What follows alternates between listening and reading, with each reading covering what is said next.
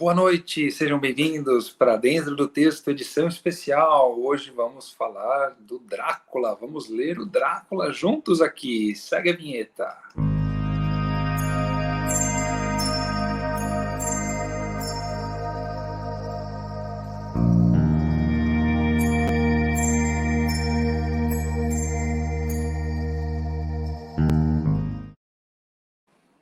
Olá, estamos de volta então para uma edição especial da nossa aula. Aproveitando que estão chegando, sejam todos bem-vindos.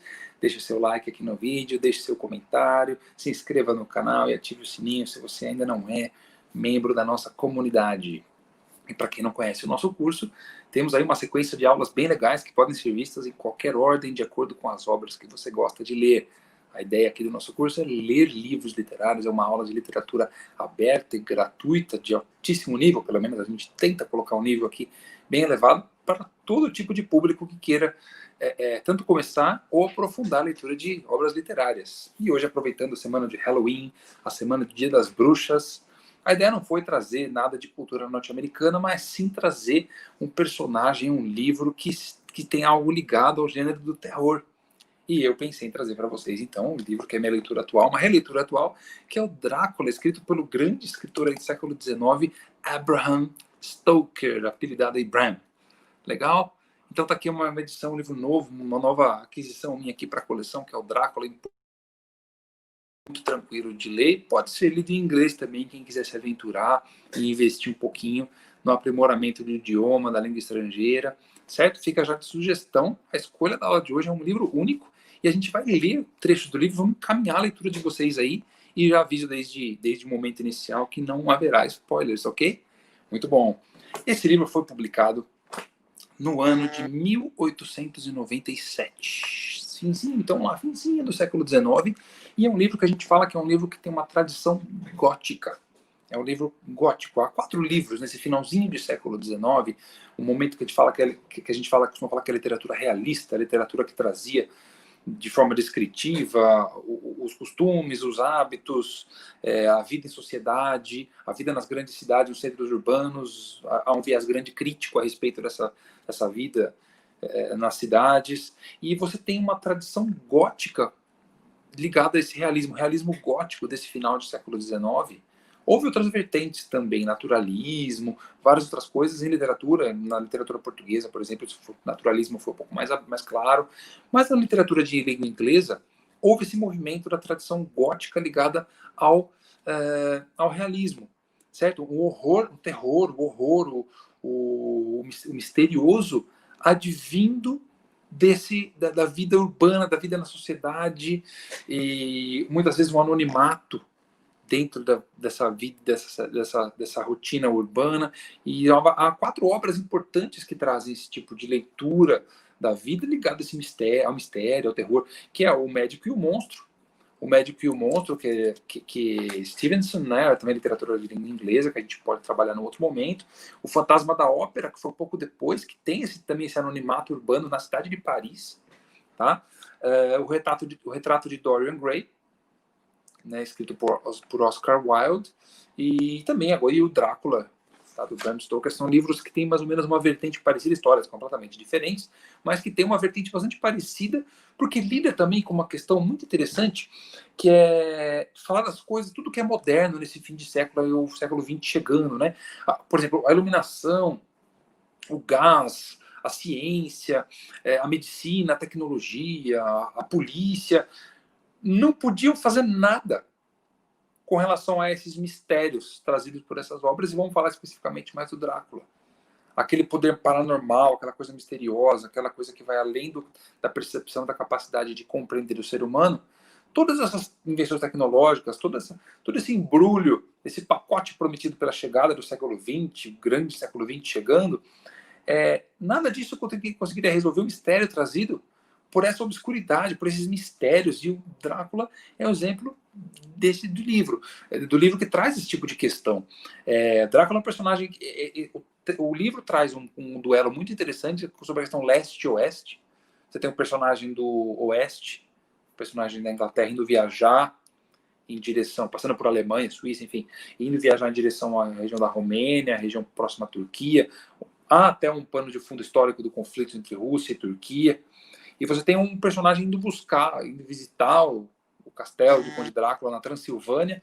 E eu até projeto para vocês aqui o mapa, para vocês terem uma ideia de onde se passa, né, essa história.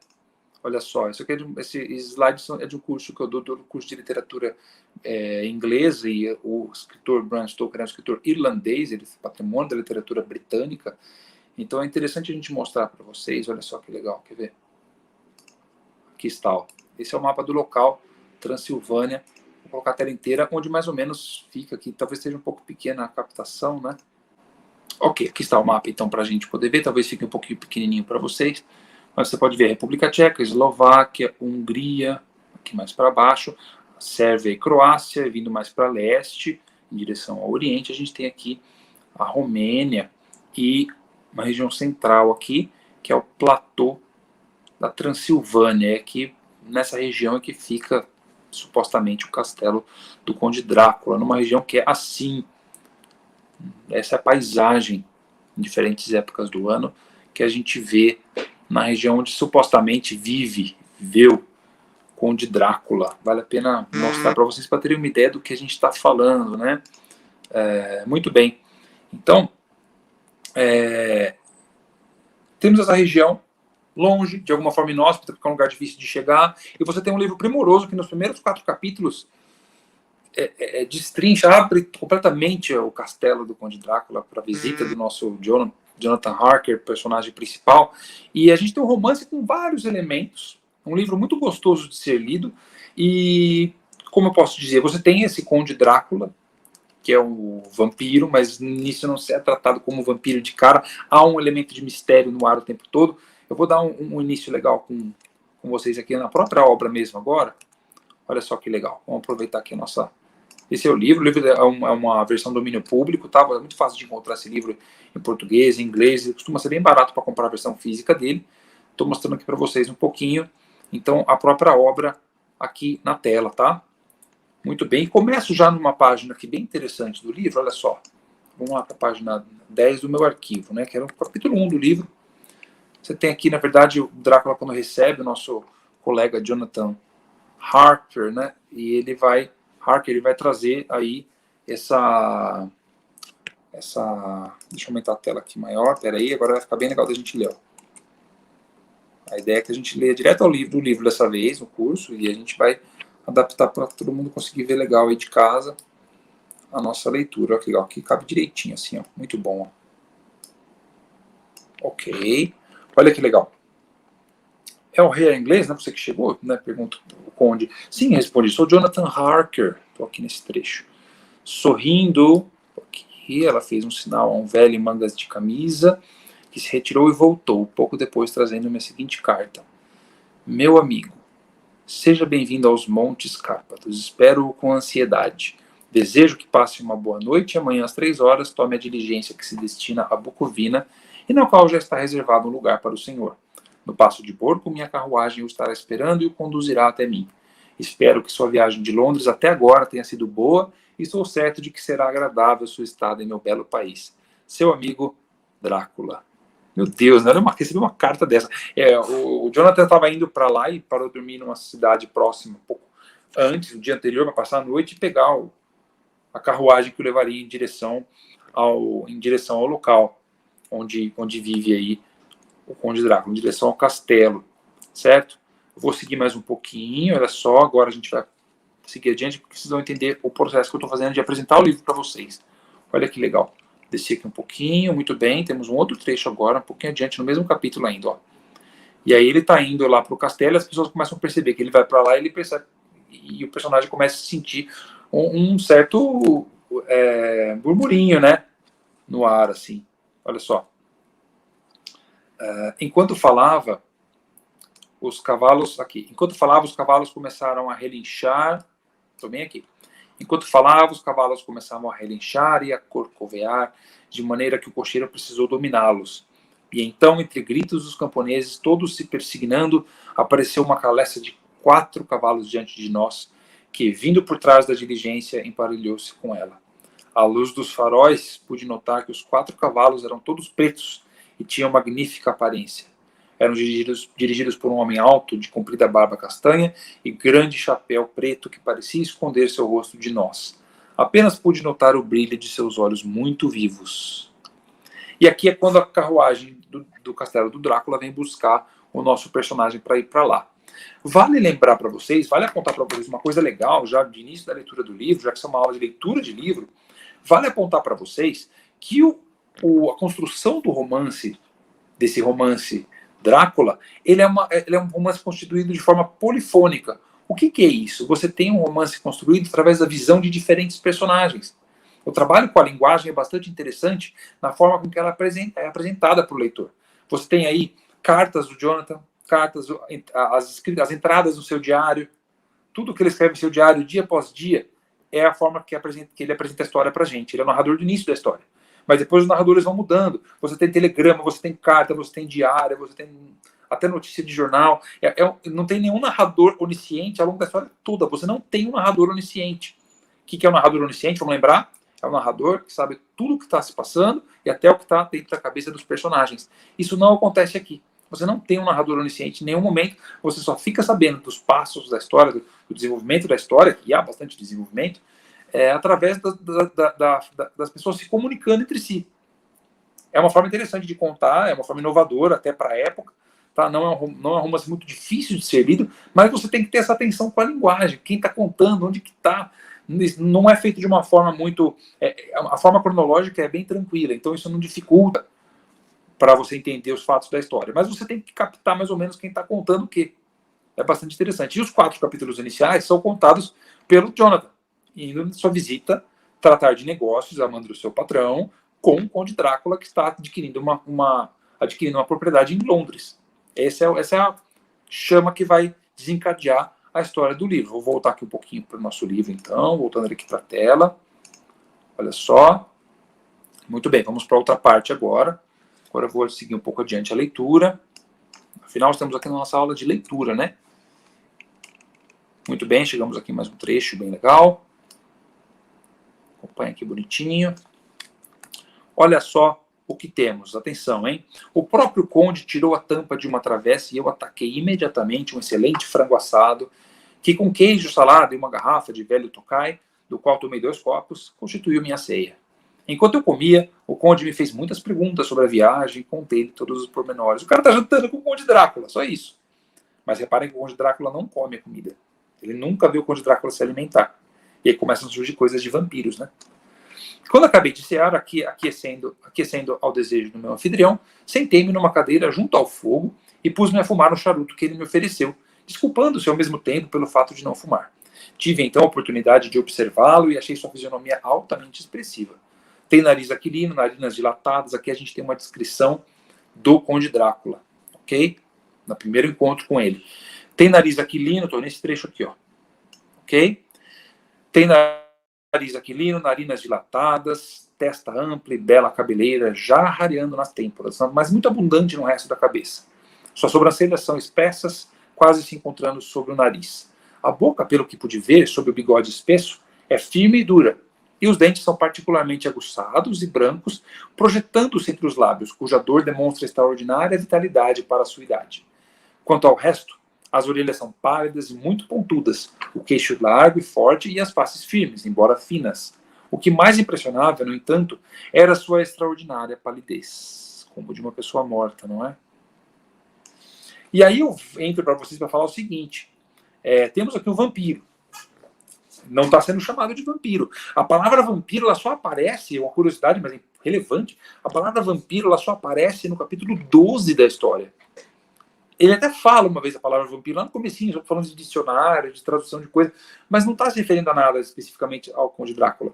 Só a palavra vampiro, o ser vampiro que ataca pessoas, só aparece no capítulo 12, que as coisas começam a se relacionar. É interessante pensar aqui o seguinte, Drácula é o vampiro mais famoso que já foi criado na literatura, na ficção, mas vampiro existe desde muito tempo. As primeiras lendas de vampiro, elas datam do século XI, na região do leste europeu.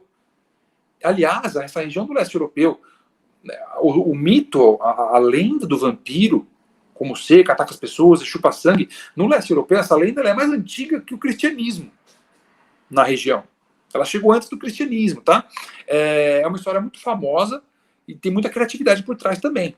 Tá? Então é interessante. E o Drácula é o vampiro mais famoso da história. Tem coisas sobre vampiros que foi dito pela primeira vez no livro do Drácula. Tá?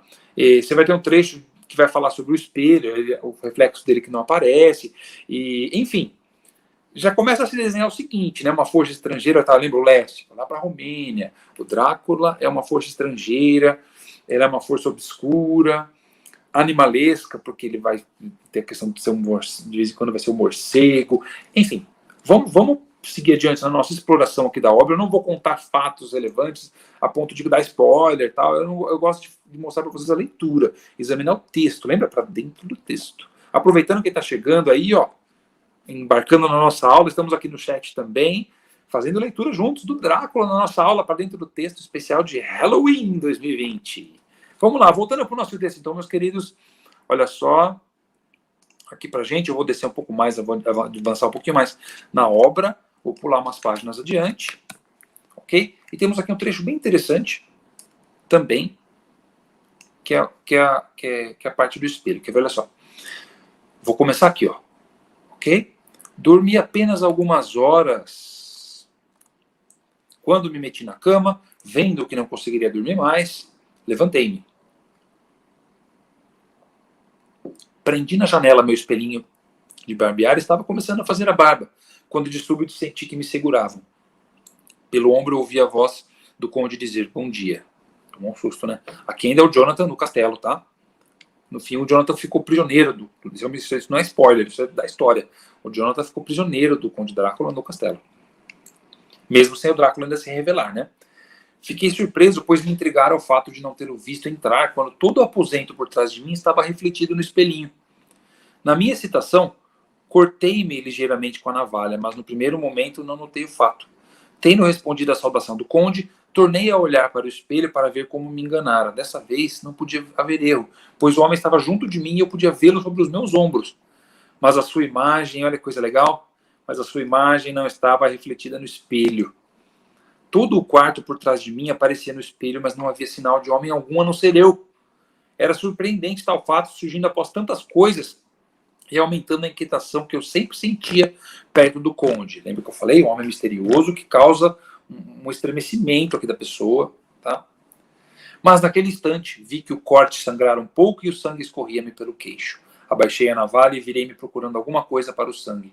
Quando o conde viu o meu rosto, seus olhos chamejaram com uma fúria demoníaca e de repente ele estendeu as mãos para agarrar-me o pescoço. Virei-me e sua mão tocou o rosário que prendia o crucifixo. Isso acarretou uma mudança instantânea nele, pois a fúria passou tão rapidamente que mal pude acreditar que tivesse ocorrido. Você tem aí o rosário, a questão do espelho, enfim, a primeira vez que surge, ligado a vampiro, a ideia de que o vampiro não tem reflexo no espelho. E seguindo só um pouquinho adiante, não é muito adiante no livro, é um trecho logo em seguida aqui, olha só. Quando cheguei à sala de jantar, estou aqui, ó. Quando cheguei à sala de jantar, a refeição matinal estava posta, mas não consegui encontrar o conde em lugar algum. Assim comi sozinho. De novo, o conde não faz a refeição, né? Aqui. É estranho ainda não ter visto o conde comer ou beber. Deve ser um homem bem original. Depois de comer, andei um pouco pelo castelo. Desci a escada e encontrei um aposento dando para o sul. A vista era magnífica. O castelo fica... Aqui é a descrição do castelo, tá? O castelo fica à beira de um terrível precipício. Uma pedra que caia da janela se despenhará por 1000 pés, sem tocar coisa alguma. Até onde a vista podia alcançar, só havia as copas verdes das árvores, com um rochedo saliente de vez em quando. Aqui e ali, viam-se fitas prateadas de rios serpenteando através da floresta em ravinas profundas. Continuei a examinar o castelo. Portas por toda parte, todas fechadas e trancadas. O castelo é uma verdadeira prisão, e eu sou prisioneiro. Meu amigo Jonathan, é isso aí. Muito bem. É interessante a gente notar como, e esse escritor fez isso muito bem, principalmente nos 4 capítulos iniciais, como o livro ele cria uma atmosfera. É um livro legal de ser lido porque dá muita habilidade com literatura para sentir a ambientação criada pelo escritor. E o terror surge aí em todo momento. Todo momento. Eu não vou dizer que é um livro que te deixa apavorado, mas você fica toda hora com essa tensão e o personagem começa a perceber as coisas, porque lembra, a gente sabe quem é Conde Drácula. Nosso narrador não sabe. Ele chegou lá, o Conde vai lá levar a documentação da casa que o Conde está adquirindo. Ele não sabe que não aparece reflexo de vampiro no espelho, não sabe nada disso. Nós sabemos. Isso causa uma coisa na literatura hoje, que é a ironia dramática. Né? Isso é ironia dramática. Você sabe o que vai acontecer, não necessariamente o fato da história, mas você sabe o que quer dizer. Você sabe o que é capaz aquele personagem. Você sabe o que está envolvido no fato do cara estar dentro do castelo do Conde Drácula. Né? E ele não. O personagem não sabe. E vai descobrindo isso passo a passo.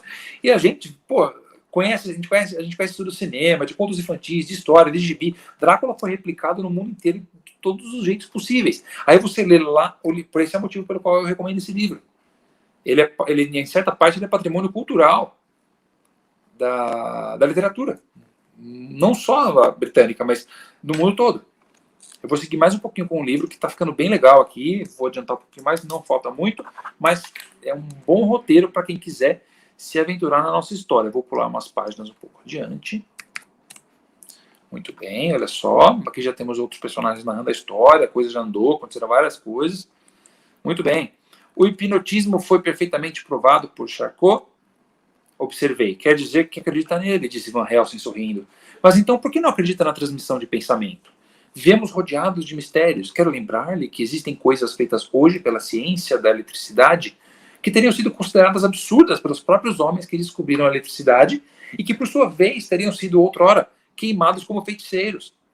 Ninguém descobriu ainda o mistério da vida e da morte. Você poderá dizer porque a tartaruga vive mais que gerações de homens e que o papagaio não morre a não ser por mordida de cão ou gato ou coisa semelhante? Nós todos sabemos que tem havido sapos que viveram em rochedos durante milhares de anos. Quero que você acredite em coisas que não pode acreditar. Um americano deu a seguinte definição de fé: a faculdade que nos permite acreditar em coisas que sabemos não serem verdadeiras. Acho que essa vírgula está estranha aqui. Enfim, é uma tradução quase que amadora, vamos dizer. Quero que você compreenda o que estou querendo dizer. E agora, diga-me uma coisa. Acha que os pequenos ferimentos no pescoço das crianças foram feitos pelo mesmo que produziu os ferimentos em Miss Lucy? Suponho que sim. Então está redondamente enganado. Antes fosse isso, mas é muito pior.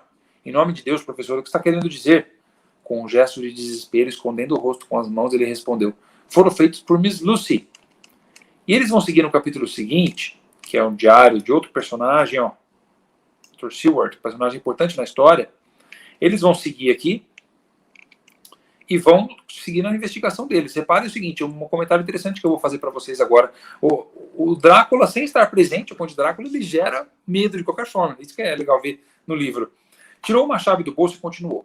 Depois eu e você passaremos a noite no cemitério onde Lucy está. Esta é a chave do seu túmulo. O homem da empresa funerária me deu para entregá-la a Arthur. Senti um aperto no coração diante da terrível prova, mas disse que era melhor andar depressa, pois a tarde já ia avançada. Encontramos a criança acordada e o Dr. Vincent nos mostrou o ferimento no pescoço. Era igualzinho ao que eu observara no pescoço de Lucy. Perguntamos a Vincent a que atribuía o ferimento e ele respondeu que devia ser a dentada de algum animal, talvez um rato, mas que de sua parte estava inclinado a acreditar que fosse algum morcego. Ai, ai, ai, né, gente? E eles falam com uma inocência, né? A gente sabe o que é morcego, né, no livro de vampiro. Muito comum na zona norte de Londres. Já estamos em Londres, né? Entre os inofensivos pode haver algum de outra espécie, fugido do jardim zoológico, por exemplo. Disse ele, essas coisas acontecem. Ainda há poucos dias fugiu um lobo para aqueles mesmos lados. Espero que quando mandar a criança para casa, advida seus pais tomarem muito cuidado. Olha o clima que se cria, né? Tem algo do mal solto por aí. Drácula já está na cidade nesse momento. Disse Van Helsing antes de sair. Van Helsing, personagem famoso, vou falar dele agora. Quando saímos do hospital, estava anoitecendo. Não precisamos correr, disse Van Helsing. Temos muito tempo e a coisa vai seguindo. E a história vai como num caça-vampiro. O Van Helsing é um personagem que depois foi feito um spin-off dele no cinema. Personagem aí do livro do Drácula. Então, assim, repare o seguinte, você vai lendo o livro e em muitos momentos o Conde, não, mesmo no castelo, muitos momentos o Conde não está presente. Ele não está lá. Mas o cara é o demônio. Você morre de medo só de falar o nome dele, de falar algo que ele tenha passado por lá. Por quê? Você tem uma criação aqui artística, uma criação literária de um personagem muito poderoso com coisas supernaturais.